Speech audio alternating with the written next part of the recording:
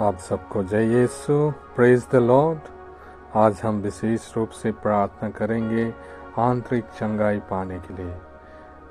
आप हो सकता है इस चोट से वर्षों से होकर चले आ रहे हैं और हो सकता है आपको ज्ञात ना हो। आंतरिक चोट या इनर वुंड्स क्यों होता है? ये ऐसे घाव होते हैं जो खुले आंखों से दिखते नहीं, ऐसे घाव जो काफ़ी पुराने होते हैं, जो हमें बांध कर रखते हैं और हमें रोकते हैं प्रभु के आनंद, आशीषों का आनंद लेने से। ये घाव या चोट कैसे मिलते हैं? ज़्यादातर देखा गया है धोखे से इस प्रकार के चोट अधिक मिलते हैं। इस पर हम इस प्रकार समझ सकते हैं, जैसे एक लड़का या लड़की आपस में प्रेम करते थे, आपस में बहुत गहरा प्रेम था उनका। इस कारण लड़के ने लड़की के साथ वह सब कुछ किया जो उसे शादी से पहले नहीं करना चाहिए था, और बाद में उस लड़के ने उस लड़की को धोखा दे देता है। इस कारण से उस धोखे के कारण उस लड़की को जो चोट मिलता है, जो एक इनर वुंड्स है।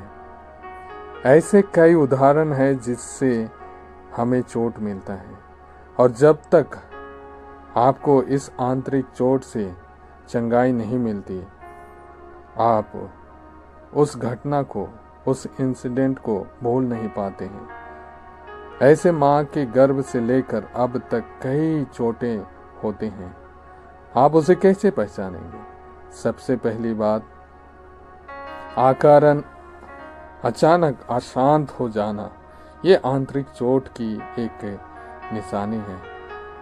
हर व्यक्तियों से आकारण घृणा करना, डर का आना, अचानक क्रोध हो जाना, इस घाव द्वारा अन्य लोगों को भी चोट पहुंचाना इत्यादि। इससे बाहर आने के क्या उपाय हैं? हमारे पास एक डॉक्टर है जो डॉक्टरों का डॉक्टर है, जिसने मुर्दों को जिलाया, अंधों को दृष्टि दी, लंगड़ों को चलाया, अर्थात हमारा मुक्तिदाता प्रभु यीशु ख्रिस्त। तो आइए हम विश्वास के साथ इस प्रार्थना को करें और आंतरिक चंगाई प्राप्त करें। क्रूस का चिन्ह पिता और पुत्र और पवित्र आत्मा के नाम पर, आमीन।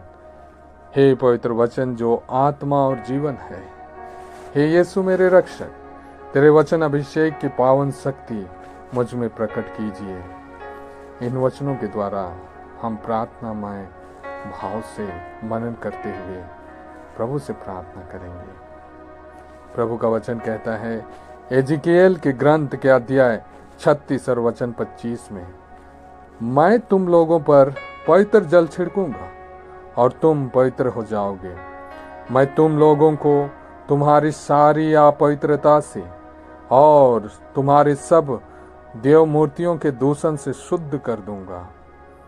संत मत्ती के सुसमाचार अध्याय 15 और वचन 13 में प्रभु कहते हैं, जो पौधा मेरे स्वर्गीय पिता ने नहीं रोपा, वह उखाड़ा जाएगा।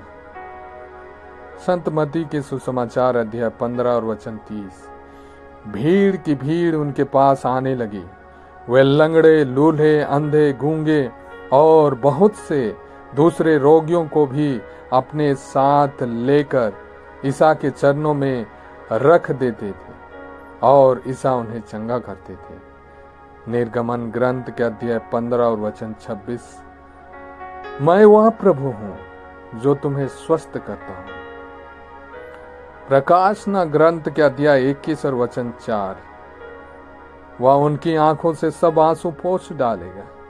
इसके बाद न मृत्यु रहेगी, न शोक, न विलाप और न दुख, क्योंकि पुरानी बातें बीत चुकी हैं।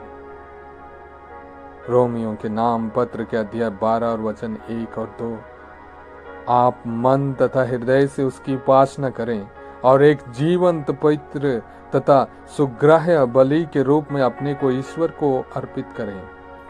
आप इस संसार के अनुकूल ना बने, बल्कि सब कुछ नई दृष्टि से देखें और अपना स्वभाव बदल लें। इस प्रकार आप जान जाएंगे कि ईश्वर क्या चाहता है और उसकी दृष्टि में क्या भला है, सुग्रह तथा सर्वोत्तम है। संत मार्कुस के सुसमाचार अध्याय 7 और वचन 21 से 23। क्योंकि बुरे विचार भीतर से अर्थात मनुष्य के मन से निकलते हैं। व्यभिचार, चोरी, हत्या, परगमन, लोभ, विद्वेष, छल कपट, लंपटता, ईर्ष्या, झूठी निंदा, अहंकार और मूर्खता, ये सब बुराइयां भीतर से निकलती हैं और मनुष्य को अशुद्ध करती हैं। आइए हम प्रार्थना करें। हे मेरे प्रभु, माँ के गर्भ में जन्म लेने से पहले से ही तू मुझे जानता है। तूने मुझे नाम लेकर पुकारा है। तूने मुझे पवित्र किया है। मैं तुझे धन्यवाद देता हूँ।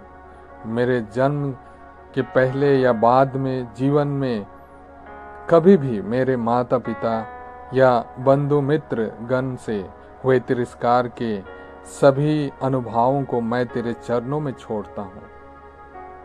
अब उन व्यक्तियों को जो मेरे मन को विचलित करते हैं, उन रोग पीड़ाओं को, बुरी अनुभवों को मैं तेरे चरणों में रखता हूँ। हे यीशु, तेरे नाम में सारे दुष्ट स्वभाव को मैं छोड़ देता हूँ। अशुद्ध रिश्ताएं त्याग देता हूँ। सद्विचार से, निर्मल मन से जीने के लिए मुझसे सभी बुराइयां, नकारात्मक बातें निकाल दीजिए। पवित्र आत्मा की शक्ति से भर दीजिए और पवित्र लहू से धोकर शुद्ध कीजिए।